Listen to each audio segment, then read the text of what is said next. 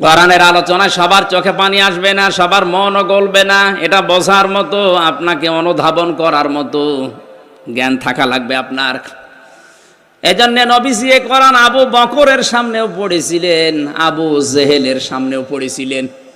দুইটা নামের আগে আবু আছে। এক আবু কোরআন শোনার পরে হয়ে গেছে সিদ্দিক আকবর।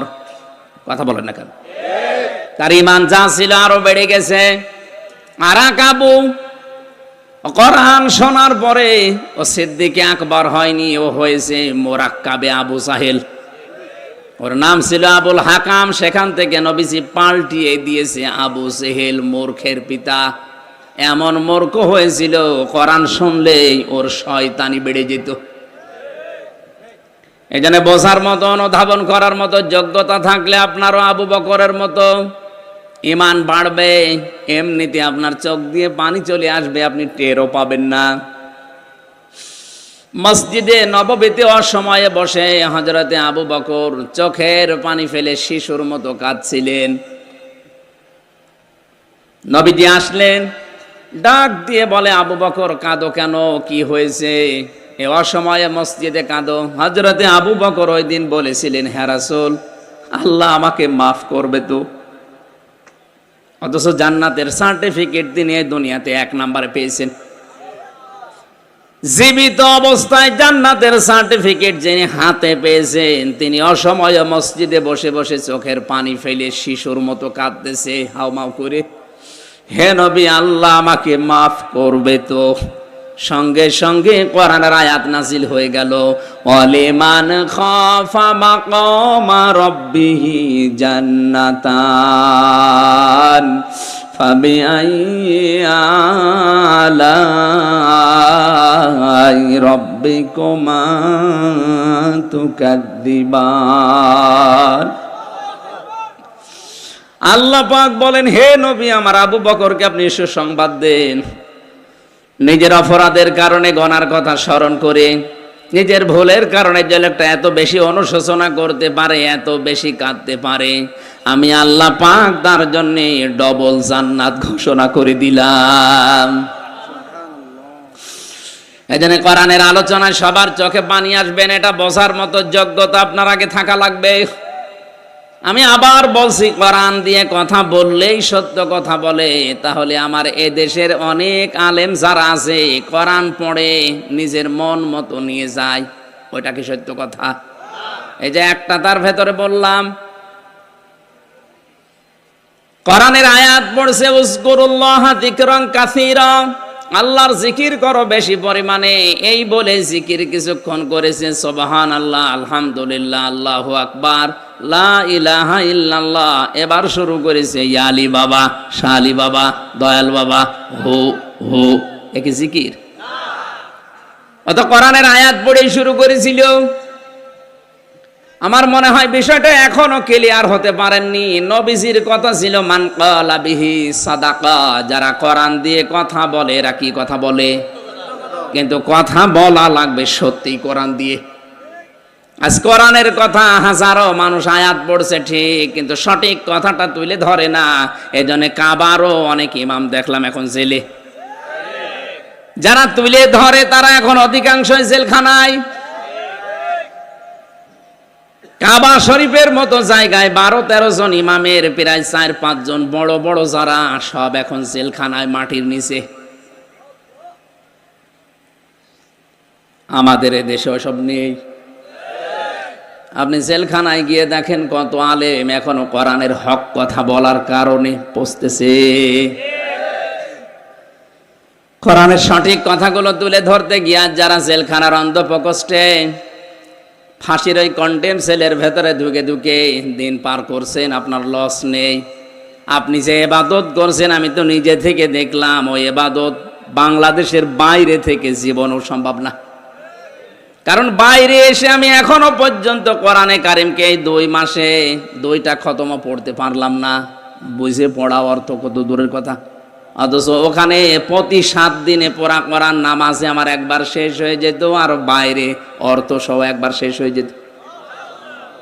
24 ঘন্টা আল্লাহ ফ্রি সময় আমাকে দিয়েছিল। আরে 2 মাস 2.5 মাসে একটা সেকেন্ডও বের করতে পারছি না, সব সময় ব্যস্ত, তার ভেতরে আল্লাহ লুকিয়ে রেখেছে। আমি আবার বলছি, কোরআন দিয়ে কথা বললেই সত্য কথা বলে না, ওটা আবার কথা বলা লাগবে কোরআন দিয়ে। যারা ওয়াবতাগু ইলাইহিল ওয়াসিলা, ওসিলা মানে পীর সাহেব এই ব্যাখ্যা করছে, মাথায় যদি একটুখানি মগজও থাকে আমার মনে হয় আপনিও স্বীকার করবেন এ ব্যাখ্যা ভুল। বলেন বলেন। ওসিলার প্রথম অর্থ কি বললাম? আরো জোরে বলেন। এটা তো আমি বানালাম। দ্বিতীয় অর্থ নবীর সম্মান। এই দুনিয়াতে যারা নেক কাজের ওসিলা দিয়ে দোয়া করেছিল, তাকান তাদের দোয়ার দিকে। নবীজির হাদিস, বিশ্ব নবী ফজরের নামাজ আদায় করে মসজিদে নববীতে ঘুরে বসলেন। খুব খেয়াল করে শুনবেন। আপনি যদি আল্লাহর কাছে দোয়া করতে চান, জীবনের যেই কাজটা আল্লাহর ভয়ে করেছিলেন ওই কাজের ওসিলা দিয়ে দোয়া করবেন, তাড়াতাড়ি কবুল হওয়ার সম্ভাবনা বেশি। তাছাড়া কোন বাবা কোন কবরে শুয়ে আছে, ওই বাবার ওসিলায় আমাকে মাফ করো, ও বাবা কি অবস্থায় আছে আপনি জানেন?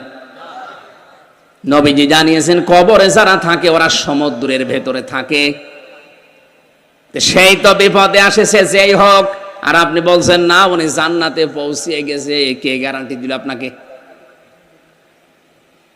মৃত মানুষের নাম নিয়ে আপনি যেভাবে হাই হতাশ করছেন, যেভাবে আশা করে বসে আছেন, আর যেগুলো কাজ কারবার কবরে মাজারে বসে করেন, আমার যতটুকু কোরআনের উপরে বিশ্বাস আমি দেখেছি, শাহজালাল রহমতুল্লাহ আলাইহে, বাইজিদ বোস্তামি রহমতুল্লাহ আলাইহে, এনারা যদি এখন জীবিত হওয়ার সিস্টেম থাকতো, আগে মাজারের খাদেম গুলোকে পিটিয়ে মারতো।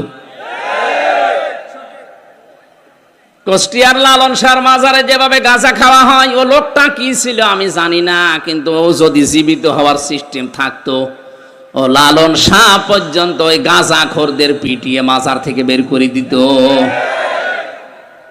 কবর নিয়ে মাজার নিয়ে সবচাইতে বেশি ব্যবসা বাংলাদেশ আর ভারতে, পৃথিবীর অন্য কোনো দেশে আমি পাইনি। কতগুলো দেশ ঘুরে আসলাম, কই কোনো জায়গাতে কবরের মাজারের ব্যবসা নেই। আপনি কোথায় পেয়েছেন? হাজারো মানুষের সাথে ইনভলভ, এর সাথে জড়িত থেকে নিজের ব্যবসা বাণিজ্য আখের গুছিয়ে নিচ্ছে। সাদা মানুষকে ধোঁকা দিয়ে বোকা বানিয়ে ব্যবসা চালিয়ে যাচ্ছে। নবীজি বললেন নেক কাজের ওসিলা দিয়ে দোয়া করলে যে কবুল হয়। 3 জন যুবক বনি ইসরাইলের পথিমধ্যে রওনা দেওয়ার পরে এই মানুষগুলো বৃষ্টির কবলে পড়ে পাহাড়ে আশ্রয় নিয়েছে। হঠাৎ আল্লাহর ইশারায় উপর থেকে একটা পাথর গড়তে গড়তে ওই মুখে গেছে আটকিয়ে। 3 জন মিলে ধাক্কা দেয়, কিন্তু পাথরটা নড়ে না। শেষ পর্যন্ত ওরা এই বিশ্বাস করেছে যে না আর বাঁচা সম্ভব না, মারাই যাব।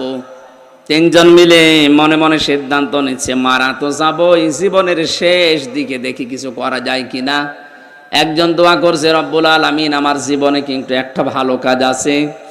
আমার চাচাতো বোন আমাকে টাকা ধার নিয়েছিল, টাকা ধার চেয়েছিল, তাকে আমি টাকা দেইনি। বিপদে পড়ার কারণে তাকে টাকা দিয়েছিলাম এই শর্তে যে আমার সাথে অবৈধ কাজ করা লাগবে।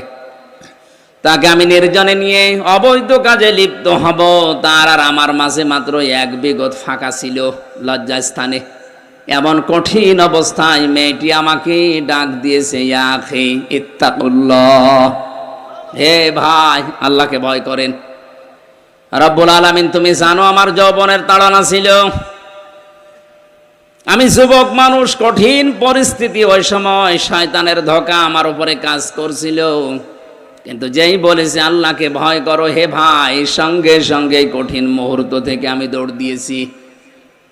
হে আল্লাহ, এই কাজটা যদি তোমার ভয় আমি করে থাকি, মেহেরবানি করে আজকের এই বিপদ থেকে আমাকে বাঁচাও। নবীজি বলেন শুধু মোনাজাত করতে দেরি, মহান আল্লাহ পাথরটা একটু সরিয়ে দিতে দেরি করেননি। চট্টগ্রামবাসী কি বুঝলেন এই হাদিস থেকে? জন্মের পর থেকে তো শুনতেছে হাদিস, কি বুঝলেন বলেন তো? যৌবনের এই মহা তাড়নার সময়, চরিত্রের এই মহা দুর্যোগের সময়, এই যুবক যদি এই মুহূর্তে অন্যায় কাজটা না করে আল্লাহর ভয়ে ফিরে আসতে পারে, আজ আমাদের হাতে কম্পিউটার, মোবাইল যাদের আছে, ল্যাপটপ আছে, ইন্টারনেট আছে, এর মাধ্যমে কত গুনাহ করা সম্ভব। যৌবনের এই তাড়নায় নিজের শরীরকে ভাসিয়ে না দিয়ে, মহা দুর্যোগের এই সময়কে নিজেকে ভাসিয়ে না দিয়ে আল্লাহর ভয়ে যদি আপনি বিরত থাকতে পারেন, আপনার জীবনের যে কুয়াশা, হতাশা, আমার আল্লাহ এগুলো দূর করে দিতে পারে কিনা। যে বিশাল হতাশার পাহাড় আমাদের উপরে পাথর হয়ে দাঁড়িয়ে আছে, এ পাথর নড়াতে হলে আল্লাহর ভয় মাস্ট বি, লাগবেই, এটা ছাড়া সম্ভব না। তাহলে হাদিসের প্রথম অর্থে কি বুঝলাম? জীবনের নেক কাজ দিয়ে দোয়া করলে আল্লাহ কবুল করে তাড়াতাড়ি। আমার বোঝানোর বিষয় এটুকুই ছিল।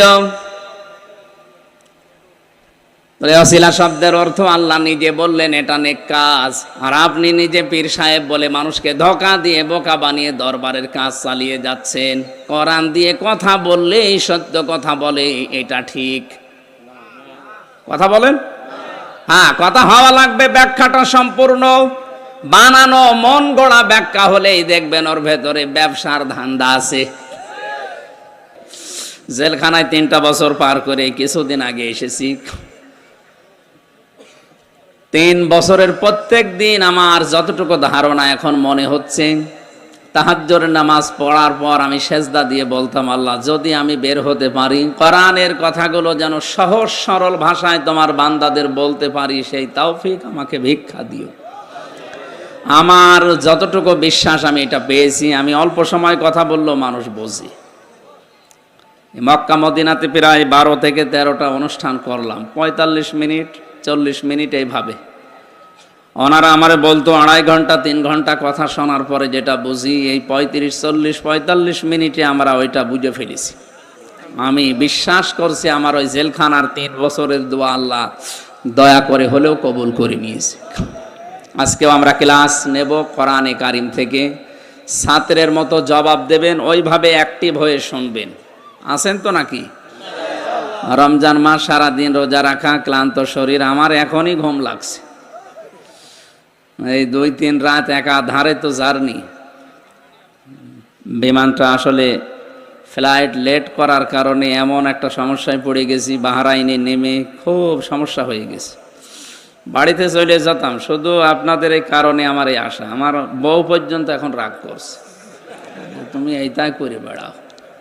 এখন কি করবো? এ দাওয়াতগুলো অনেক আগে নেওয়া, এখন না আসলে মানুষও ছাড়ে না, আমিও পারি না। আল্লাহু আকবার। কোরআন শুনতে যারা এসেছি, এখন এটা ইবাদত চলছে। এটা কি বলেন তো? এটা পুরাটা ইবাদত চলছে। আর ইবাদতে কথা বলা যায়, এদিক ওদিকে তাকানো যায়। হ্যাঁ, কুষ্টিয়াতে একবার নামাজ আদায় করছিলাম মাগরিবের 2য় রাকাতে বিদ্যুৎ চলে গেল। আমার পাশে যে মুরব্বি দাঁড়িয়ে আছে, নামাজের ভেতরে বলল, আজ যা কারেন্ট চলে গেল। আমি বললাম, নামাজের ভেতরে শব্দ দিল কে? নামাজ শেষ করে বললাম, মুরব্বি নামাজে আর কানা হাকাম 13 ফরজ, আজ যা কোন ফরজ? বলছে, বাবাজি ওই যে কারেন্ট চলে গেল আর আমার মুখ দিয়ে এমনি বের হয়ে গেল আজ যা, কি করব? এর নামাজ হচ্ছে? বলে, নামাজে দাঁড়িয়েছিলেন হযরতে আলী, ওনার পায়ের থেকে তীর খুলে ফেলেছে, উনি টের পায়নি। আর ও কারেন্ট চলে গেলে যদি আজ যা বলে, ওর নামাজে মন আছে না। আমরা এরকম ইবাদত করব না, আমরা ইবাদতে মনোনিবেশ করব এমন ভাবে যেন আমি আল্লাহকে দেখতে পাচ্ছি। যদি দেখতে নাও পাই, এই বিশ্বাস নিয়ে এখানে বসা লাগবে, অবশ্যই আল্লাহ আমাকে দেখতে পাচ্ছে। নবীজি বলেন, এমন ভাবে ইবাদত করবা যেন মনে হয় যে আল্লাহকে দেখতে পাচ্ছ। যদি না পাও তোমার ইমানের দুর্বলতার কারণে, তাহলে এই বিশ্বাস নিয়ে দাঁড়াবা যে অবশ্যই আল্লাহ আমাকে দেখছে, এর ভেতরে কোনো সন্দেহ নেই যে আল্লাহ আমাকে দেখছে। ওই রকম মন মানসিকতা নিয়ে, ওই রকম অ্যাক্টিভিটিস নিয়ে আমরা বলছি আলহামদুলিল্লাহ। মান ক্বালা বিহি সাদাকা, যারা কোরআন দিয়ে কথা বলে দুনিয়ায় তারা সত্য কথা বলে। আজকে থেকে জীবনের যতদিন বেঁচে আছি, সিদ্ধান্ত নেওয়া লাগবে যে কথা শুনলে আমরা কোরআনের কথা শুনবো। কোন বাবা কি বলেছে, কোন দাদা কি বলেছে, ওইটার নাম ইসলাম না। আপনাদের চট্টগ্রামের এই লাইনটা এইগুলোই বেশি চলে। বাবা কি বলে, দাদা কি বলে, মুরব্বি কি বলে, এইগুলো চলে। সৈয়দ আবুল আলা মওদুদী রহমতুল্লাহ আলাইহি উনি ওনার কিতাবে লিখেছেন, আমি ইসলাম মানতে গিয়ে দেখেছি আল্লাহ কি বলেছে, রসুল কি করেছে। আমি যদি দেখতাম যে আমার মুরব্বী কি বলেছে, আমার দাদা কি করেছে, তাহলে আমি হেদায়েত পেতাম না। এই জন্য যারা আকাবির আকাবির করে লাফান, আকাবির শব্দটা কোরআনে কারিমে কি অর্থে ব্যবহার হয়েছে, যারা কোরআন পড়তে পারে জিজ্ঞাসা করেন তো। কাফেরদের চরিত্র ছিল ওইটা, কোরআন দিয়ে নবীর আদর্শ দিয়ে ডাক দিলে ওরা বলতো না ও কথা আমাদের দরকার নেই, আমাদের বাপ দাদা মুরব্বী আকাবিররা যা রেখে গেছে ওইটাই আমাদের জন্য যথেষ্ট। এ কথা কাফেরদের। কাদের? এই রোগ এখন আমাদের ভেতরে ঢুকেছে। কোরআনে কারিমে আল্লাহ পাক বলেন, ওয়াইযা ক্বিলা লাহুম তাআলাউ ইলা মা আনজালাল্লাহু ওয়া ইলার রাসূলি ক্বালু হাসবুনা মা ওয়াজাদনা আলাইহি আবাআনা। ওয়া মানে এবং ইদা মানে যখন, কিলা মানে বলা হয়, তাআল মানে আসো, ইলা মানে দিকে, মা মানে যা, আনজালাল্লাহ মানে আমি আল্লাহ নাজিল করেছি, ওয়া ইলার রাসূলি আমার রাসূলের আদর্শের দিকে আস। হে নবী, আপনি দেখবেন অনেক মানুষ আপনার সামনে আছে, তারা বলবে ক্বালু, একজন দুইজন এটা বহু বচন, অনেক মানুষ এমন বলবে হাসবুনা আমাদের জন্য যথেষ্ট, মা ওয়াজাদনা যা আমরা পেয়েছি, আলাইহি আবানা আমাদের পূর্বপুরুষ মুরব্বী বাপদাদা আকাবির পীর সাহেব এদের কাছে আমরা যা পেয়েছি এইটাই যথেষ্ট, আপনার কথা আমাদের শোনা লাগবে না। এই চরিত্র ছিল কাফেরদের। কাদের? এই জন্য অন্ধভাবে পৃথিবীতে বিশ্বনবী মোহাম্মদ রাসূলুল্লাহ বাদ দিয়ে কাউকে মেনে নেওয়া জায়েজ নেই, সে যত বড় মুরব্বী হোক আর যত বড় পীর সাহেব হোক। কথা মানতে গেলেই দেখতে হবে এ লোকটা কথা কোরআন দিয়ে বলে কিনা। এখানে আরেকটা সমস্যা আছে, বিশেষ করে বাংলাদেশ আর ভারতে। এক কথা বলবেন না, ভালো করে শুনেন। নবীজির হাদিসের প্রথম শব্দ ছিল মান ক্বালা বিহি সাদাকা, যারা কোরআন দিয়ে কথা বলে এরা সত্য কথা বলে। কিন্তু বাংলাদেশের এই 64 জেলা আর ভারতের কয়েক একটা প্রদেশ ঘুরে দেখলাম কোরআন দিয়ে এই কথা বলছে, কিন্তু ব্যাখ্যার নামে অধিকাংশ জায়গায় হচ্ছে অপব্যাখ্যা। বাংলাদেশের ফরিদপুরে একজন আছে, ওই দরবারে একবার যে দেখি তেলাওয়াত করছে, ইয়া আইয়ুহাল্লাযীনা আমানুত্তাকুল্লাহা ওয়াবতাগু ইলাইহিল ওয়াসিলা ইলা আখিরি আয়াত। সূরা মায়েদার 35 নম্বর আয়াত আসরের নামাজের পরে পড়লো। ইমাম সাহেব ব্যাখ্যা করছে, এই ছেলে কথা বলেন কেন?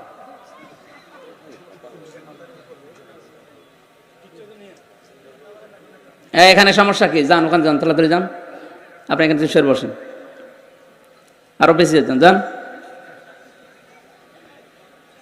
বললাম না এটা ক্লাস চলছে, ক্লাসে কথা বলা যায়, অ্যাক্টিভ ভাবে শোনেন, আর না হলে মোনাজাত করে দিস। আমি গতানুগতিক কথা বলি না, জানেন। অনেকে মনে করছে সূরা কদর পড়েছে, এ তো আমিও জানি। আপনি জানেন মানে? এর ভেতরে যে তথ্য আছে আপনার বাপ দাদাও জীবনে শোনেন। আমি 1 ঘন্টা কথা বললে অন্তত 50 ঘন্টা ওই আয়াতের উপরে পড়ে আসে। আপনি দেখেন আজকে আয়াত থেকে কি বের হয়, যে শুনবেন তো। বারবার যদি ডিস্টার্ব হয়, আমি তো পড়ে আসা জিনিসগুলো ভুলে যাব, নাকি আমি বানিয়ে বানিয়ে বলবো? এমনি কি ঝামেলা আছে দেখছেন না? কথা যেদিকে নিয়ে যায় ওরা উল্টি অন্যদিকে নিয়ে যায়।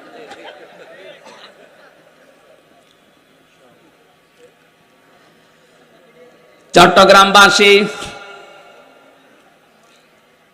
কোরআনে কারিম থেকে যে কথাটা বলছিলাম, উনি তেলাওয়াত করার পরে অর্থ করছে, ওহে যারা ইমানের দাবি করো, আল্লাহকে ভয় করো, আর আল্লাহ পর্যন্ত পৌঁছাতে মাধ্যম তালাশ করো, আর এই মাধ্যম হচ্ছে পীর সাহেব।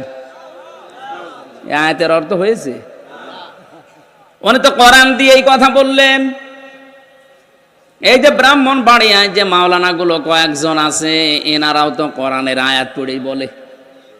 মানুষ মনে করে কোরআন দিয়ে সুর করে মাওলানা আব্দুল্লাহ আলামিনের মতো কারি সাহেবের তেলাওয়াত এ মনে হয় এ কোরআনের কথাই, অথচ পীর সাহেব ওসিলা এ শব্দ কোন তাফসিরে আছে আপনি দেখেন তো। 42টার উপরে এখন বাংলাদেশে তাফসির পাওয়া যাচ্ছে। ভার্সিটিতে থাকাকালীন অধিকাংশগুলো এই ওয়াসিলা শব্দ দিয়ে আমি মিলিয়েছি। সব মুফাসসির আয়াতের ব্যাপারে একমত, আল্লাহর দরবারে পৌঁছাতে ওসিলা তালাশ করো। ওসিলা মানে নেক কাজ। ওসিলা মানে কি?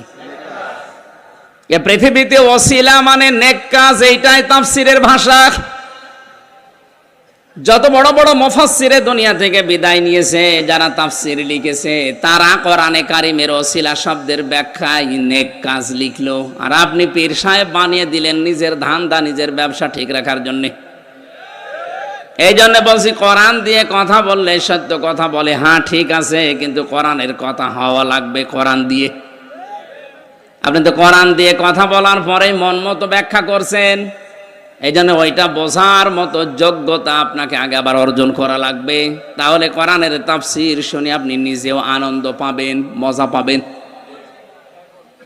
মসজিদে নববীতে ওই জায়গাটা এখনো পর্যন্ত সবুজ কার্পেট দিয়ে ঘিরে রাখা আছে, যেখানে সাহাবায়ে কেরাম নবীর কণ্ঠে কথা শুনতেন, তাফসীর শুনতেন, হাদিস শুনতেন। আসহাবে সোফা বলা হয়, খেয়ে না খেয়ে তারা মাসের পরে মাস ওখানে পড়ে থাকতো। তারা বোঝার মতো যোগ্যতা অর্জন করেছিল। খাবার হোক বা না হোক এই মানুষগুলো ওখানে পড়ে থাকতো। আজও আমরা যদি কোরআনে কারিমের ভাষা শোনার পরে বোঝার মতো যোগ্যতা অর্জন করতে না পারি, আপনি মজাও পাবেন না, আনন্দও পাবেন না, কিছুক্ষণ পরে দেখবেন উঠে চলে যাচ্ছেন। কোরআনে কারীম জানিয়েছে, ওয়াইদা কিসামিউ মা উনজিলা ইলার রাসূলি তারা আয়ুনাহুম তাফিদু মিনাদ দামি'i মিম্মা আরাফু মিনাল হক ইয়াকুলুনা রাব্বানা আমান্না ফাকতুবনা মা'আশ শাহিদিন। সূরা মায়েদা 7 নাম্বার পারার 1 নাম্বার পৃষ্ঠার 1 নাম্বার লাইনে 83 নাম্বার আয়াতে আছে। এটা তাফসিরে ফি জিলালিল কোরআনে পাবেন। সৈয়দ কুতুব রহমাতুল্লাহ আলাইহি জেলখানায় বসে বসে তাফসির লিখেছেন। আল্লাহ পাক বলেন, হে নবী, আপনি যখন কোরআন মানুষকে শোনাবেন, যারা এর মর্মবাণীগুলো উপলব্ধি করার ক্ষমতা রাখে, বোঝার মতো যোগ্যতা যাদের আছে, দেখবেন তাদের চোখ দিয়ে মনের অজান্তেই পানি পড়ছে।